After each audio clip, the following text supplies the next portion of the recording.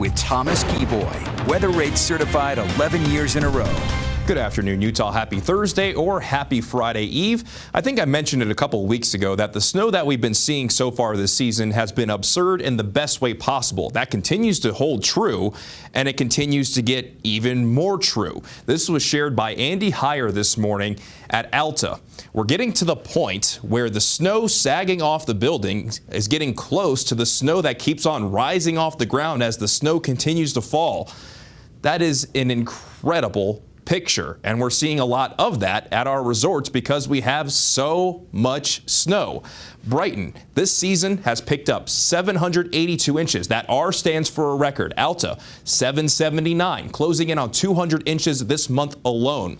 Solitude 722, Snowbird 719. For perspective, the record at Snowbird is 783, but they average 500 inches a year, so they're over 200 inches over their average. 557, Park City Mountain. We're closing in on 550 at Deer Valley.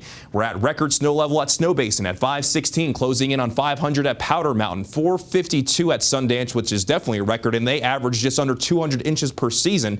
428 Beaver Mountain. Bryan Head is getting close to 400, and we have over 350 at Eagle Point. So no matter what resort you head to in the Beehive State, we have over 350 inches of seasonal snow, and we're adding more on top of that. The winter weather advisories and the winter storm warnings remain in effect for our high country. They'll expire first in the southern mountains, ending at 9 o'clock tonight. They'll continue through noon tomorrow for the central mountains, and will continue through 9 o'clock tomorrow for the western Uintas and the Wasatch Mountains. Again, we'll be looking at more snow potential in northern Utah with another system that'll be arriving by tonight. And by tonight, for the Wasatch back and the Wasatch front from Weber County down to Salt Lake County, including Tooele and Rush Valleys, we'll see winter weather advisories go into effect through noon tomorrow, as we could be looking at some accumulations, maybe on the magnitude of 1 to 4 inches for the Wasatch front, 3 to 7 inches for the benches, and we could see 2 to 6 for the Wasatch back, with locally up to 8 to 16 for the Ogden Valley.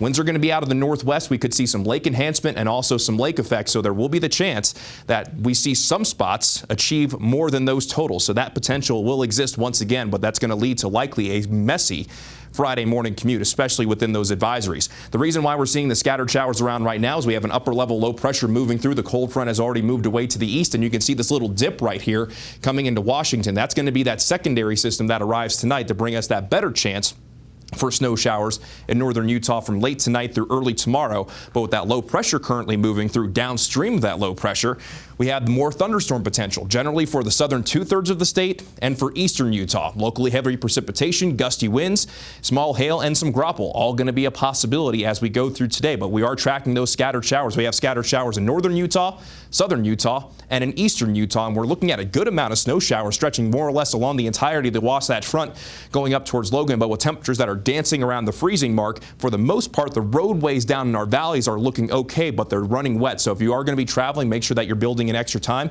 Got snow showers in the Uinta Basin, mainly rain showers over towards Moab, and we're beginning to see a little bit more activity in southwestern Utah with snow around Cedar City, and we've been seeing a little bit of rain around St. George so far through this early afternoon. And here's the current view from Red Cliffs Lodge in Moab. Cold front has moved through. We're sitting at 34 degrees, and that rain transitioning over to snow, and it is beginning to stick. This is a really cool view from southeastern Utah right now. The view from Snowbird, as the snow continues to fall, they've had to dig out this snow stake multiple times, and it looks like they might be heading in that direction once again. But that's just a really cool view with all that snow in behind. Meanwhile, down in St. George, for there's some spots that are not actively seeing wet weather, we actually have some blue sky, but you can see these cumulus clouds building up. And in St. George this afternoon, there will be that thunderstorm potential. Right now, we're sitting at 35 in Logan, 38 degrees in Provo, and 49 currently in St. George. Daytime highs today will run about 10 to 20 degrees colder compared to what we saw yesterday. And if you're going to take your dog for a walk, there's going to be that chance for snow. So Bella May, hiding in the covers, might continue to do that as we go from this afternoon into tonight. But speaking of that, the best chance as we go throughout this afternoon, generally in the southern 2/3 of the state and in eastern Utah, still holding on to that chance in northern Utah. By tonight, though, wet weather will start to clear southern Utah, and with that next system moving in, you'll see that the chance for wet weather will start to increase even more in the northern portion of the state. Scattered snow showers a possibility through the first half of Friday. Again, a messy Friday morning commute likely in northern Utah, especially where we have those advisories. But from Friday afternoon into Friday night, high pressure will start to build in. That's going to lead to a beautiful Saturday across the state. But from Saturday night into Sunday, our next storm system will start to work towards us. us, and it looks like that wet weather potential will really ramp up from Sunday night into early next week. In St. George, we're going to have that chance of rain as we continue through today. Also, a few thunderstorms, mostly dry for Friday, Saturday, and Sunday. Should be a beautiful weekend down in St. George. We'll get close to 70 degrees on Sunday, but then that chance of rain increases Monday into Tuesday of next week. Then along the Wasatch Front, we're going to have the chance of rain and snow as we continue through today, mainly snow showers at this particular point. Then we'll have an even better chance for seeing snow showers from late tonight through early tomorrow. Temperatures well below our seasonal averages. Saturday looks to be a really nice day with temperatures climbing to the middle 50s. But of course, as quickly as we get a quiet day from Sunday night into early next week, we see another storm system move our way, and daytime highs on Tuesday might not even get out of the 30s along the Wasatch Front. Same old song and dance. And when do we file a complaint here with the weather department? With him, this is your fault. I'm just the messenger. I need an inbox here so we can put all that in. There you go. It's a long list at this point, isn't it? Yeah.